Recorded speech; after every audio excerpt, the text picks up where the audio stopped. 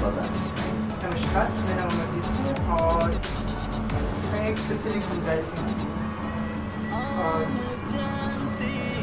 हमारा समाज हमें किस तरह से जानता है ये सभी कोई जानते हैं लेकिन अजीत अमन आप सभी को AB न्यूज़ की तरफ से नवरात्रि की बहुत बहुत शुभकामनाएं देता हूँ। AB भारत यानी अपना भारत वैसे लोगों के लिए है जो कि उपेक्षित हैं और हमारी टीम चाहती है कि उनको एक उचित सम्मान मिले, उनको एक ऐसा प्लेटफॉर्म मिले ताकि उनको उचित सम्मान के साथ आने वाले समय उनके लिए गौरवपूर्ण हो। तो जी हाँ, इस नवरात्रि के पल में, नवरात्रि के दिन में, नवरात्रि के महीने में हम चाहते हैं कि एक अच्छी शुरुआत होनी चाहिए। हम अपने चैनल के माध्यम से एक ऐसा कहानी लेकर आया हूँ जो कि लाखों और करोड़ों के लिए प्रेरणा स्रोत है। आमतौर पर यह देखा जाता है कि हमारे समाज में स्त्री और पुरुष सम्मान का दर्जा प्राप्त हो पाता है, जो कहीं भी काम कर सकते हैं, कहीं भी जा सकते हैं, कहीं भी रुक सकते हैं। लेकिन क्या आप सोच सकते हैं कि एक ट्रांसजेंडर, एक किन्नर, एक तृतीय समुदाय के लोग को कैसे जीवन जीना होता है, उनको कितना संघर्ष करना पड़ता है। मैं उस ट्रांसजेंडर की कहानी बताने जा रहा हूँ कि एक सभी के लिए एक प्रेरणा स्रोत है। एक ऐसा ट्रांसजेंडर की कहानी जमशेदपुर में आपको देखने को मिलेगी, जो कि पिछले 17 सालों से अपने हस्तकला से लाखों और करोड़ों वरन पूरे देश के लिए एक प्रेरणा स्रोत बन चुके हैं। जी हाँ, हम बात कर रहे हैं जमशेदपुर के नामदा बस्ती के रहने वाले अमरजीत सिंह जी का। उन्होंने पिछले 17 सालों से गंगा की मिट्टी लाकर अपने घर में हर साल नवरात्रि में प्रतिमाएं बनाकर स्थापित करते हैं और पूजा भी करते हैं।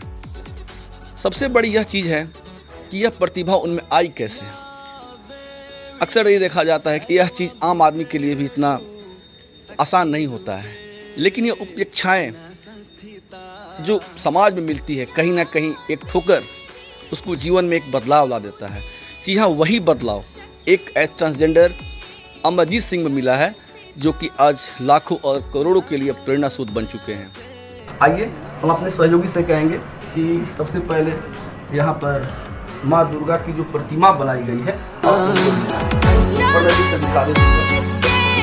आप देख सकते हैं कि यहाँ पर जितनी भी प्रतिमाएं बनी हैं, यहाँ पर ट्रांसजेंडर जो है अमरजीत सिंह जी ने बनाई, जो कि यहाँ की मिट्टी है जो कोलकाता से लाते हैं, क्योंकि ये एक ऐसी चीज़ है जो कि देश में पहली बार, क्योंकि ऐसी आपने कभी न सुना है न कभी आप जाना है। तो सबसे पहले मैं अमरजीत जी से मिलवाना चाहूँगा। अब कैमरा सहयोगी से मैं कहूँगा कि एक बार आप दिखाने की कोशिश करेंगे।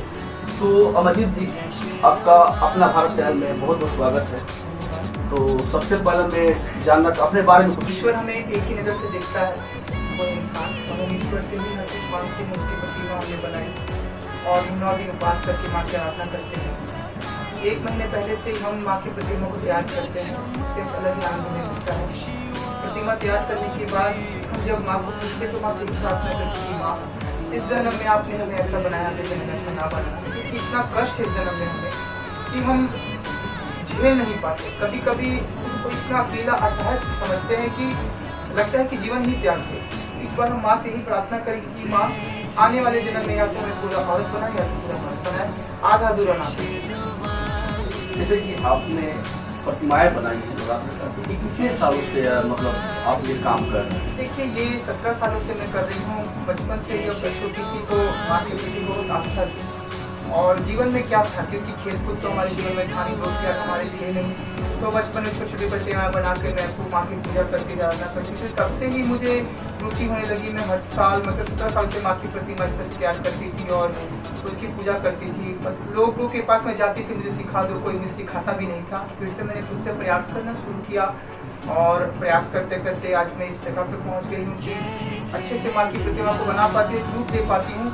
इसके लिए माँ को तहे दिल से धन्यवाद करते कि माँ ने ऐसी कलाएँ मुझ में दी। और हमारे लोगों में तो बहुत सारी कलाएँ हैं, बट उन्हें उभारने की जरूरत है। ना तो सरकार उभारती है, ना ही उनके लोग उभारते हैं, ना ही समाज उभारता है। बस उन्हें एक ही नजर देखा था, नाचने। हम नाचने वाले नहीं है, हमारे अंदर बहुत सारी कलाएं हैं, क्योंकि हमें औरत और मर्द की ताकत है। हम अर्धनारीश्वर कहलाते हैं। ये कब लोग समझेंगे? लोग सिर्फ आशीर्वाद लेने के लिए समझते, बाकी चीजें में पीछे चल रहे थे। क्यों? जैसे कि नारीश्वर कहा जाता है, जो कि उचित सम्मान अब तक नहीं मिल पाया समुदाय को, लेकिन आप देख सकते हैं कि इनकी कला कितनी अद्भुत है, जो कि इन्होंने बताया कि पिछले 17 सालों से इन्होंने यह काम कर रखा है, और ये भी चाहते हैं कि ऐसा काम हो ताकि उनको एक रोजगार मिले, सम्मान मिले, लेकिन वो समाज नहीं देखती है। तो हम ये जानना चाहेंगे आपसे कि आप जब इस काम को शुरू किए थे, तो शुरू में आपको जिस तरीके से परेशानी हुई, तो आप किस परेशानी को गुजरना पड़ा शुरू? क्योंकि परेशानियां तो हमारे जीवन में जब से हम खुद को जानते हैं तब से शुरू हो जाती हैं।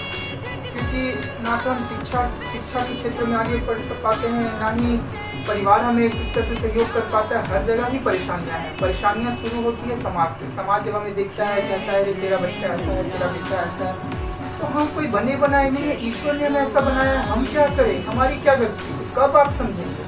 कई परिवार हमें निकाल देते हैं, कई परिवार में ताने कसते हैं, कई लोग हमें ताने कसते हैं। ताने कसने के लिए नहीं पैदा हुए, हमें प्यार चाहिए। प्यार के लिए हम बहुत भटके इधर उधर गए, कहीं हमें प्यार नहीं मिला। प्यार की खोज हम आज तक करते हैं, प्यार हमें कहीं से नहीं मिलता। क्या करेंगे? बस यही, हम ईश्वर पे ही आस्था रखते हैं, ईश्वर पे विश्वास रखते हैं, ईश्वर से हम प्रेम करते हैं। हम जैसे कि हमारी जानकारी में और मीडिया जानकारी में यह है कि आप पहले ऐसे ट्रांसजेंडर होंगे जो कि इस तरह के काम करते हैं। इंडिया में ऐसा अब तक नहीं सुना गया है कि जिस तरीके से आपने काम कर रखे हैं, ये बहुत बड़ा एक गौरव की बात है। वो भी नवरात्र में हर बार आप अपना कीमती समय निकालकर भी आपको ये काम करना पड़ता है। देखिए, कीमती समय नहीं बोलेंगे कि ईश्वर का दिया वो ही जीवन है हमारा। क्योंकि ईश्वर है तो हम है, ईश्वर नहीं तो हम कुछ नहीं। पीछे 2 साल को कोरोना आया था, कोरोना ने बहुत कुछ सिखा दिया, हर चीज़ों को बतलाया कैसे ज़िंदगी को जीना है, ज़िंदगी में क्या क्या चीज़ें हैं। लेकिन आज आप देखेंगे कि हम सब कुछ भूल गए, फिर से हम वही सब चीज़ें करने लग गए हैं जो हम पहले कर रहे थे। तो भगवान हमें पल पल बताता है कि मैं मौजूद हूँ, मुझसे डर। लेकिन हम भगवान से नहीं डरते हैं, हम बस खुद पे घमंड करते हैं कि मेरा ये मेरा वो। हमारा कुछ नहीं है। वो चाहे तो पल में हमें उठा सकता, पल में हमें गिरा सकता है। तो उसके लिए मैं समय नहीं निकालती। उसका दिया हुआ समय है जो मैं उससे देती हूँ। ये भगवान को मैं आभार प्रकट करती कि भगवान ने मुझे समय दे के मैं उसको दे पाऊँ। अभी मैं टाटा स्टील में ट्रेनिंग पीरियड में हूँ, मुझे छुट्टियाँ नहीं थी, आने के लिए एकदम मना थी। लेकिन मैंने कहा सब कुछ परे है, पहले देवी की उपासना करती हूँ। मैं अपनी 10 दिन की छुट्टियाँ लेकर के आ गई। अमरजीत जी, जैसे कि आप हर साल कोलकाता से मिट्टी मंगाते हैं, तो इसके पीछे क्या रीजन है कुछ? देखिए, रीज़न यह है कि गंगा को माता कहा जाता है। गंगा हमारे बहुत पवित्र नदी है कि हम हर चीज़ में खुद को पवित्र करने के लिए माँ गंगा का इस्तेमाल करते हैं। उसकी जो मिट्टी है सोचिए कितनी पवित्र होगी। तो उस पवित्र मिट्टी से ही माँ को तैयार किया जा सकता है, और माँ का एक रूप उस मिट्टी के द्वारा ही आता है। इसलिए हम अब प्रत्येक साल कलकत्ता जाके गंगा की मिट्टी को लाते हैं। कई बार हम यहाँ से भी खरीदते नहीं जा पाते हैं, तो कोरोना काल में नहीं जा पाए तो हमने यहाँ से ही खरीदा। तो उसी से माँ को तैयार किया जाता है, क्योंकि गंगा से पवित्र कुछ नहीं है। आपके समुदाय के और लोग भी हैं क्या जो मतलब इस तरह के काम करते हैं? समुदाय के लोग हमारे पूजा बहुत करते हैं, लेकिन प्रतिमा बना करके पूजा कोई नहीं करता, क्योंकि सब में सब कलाएं नहीं होती। और हमारा समुदाय इकट्ठा होता था, पूजा करता था हमारे साथ, लेकिन इस कारण इस साल कुछ कारणवश से वह नहीं हो पाया। हमें बहुत दुख है इस बात का, लेकिन हो सकता है ना समय में इससे बड़े अच्छे स्तर से माँ की पूजा करें और पूरा समुदाय इकट्ठा होकर माँ की उपासना करें।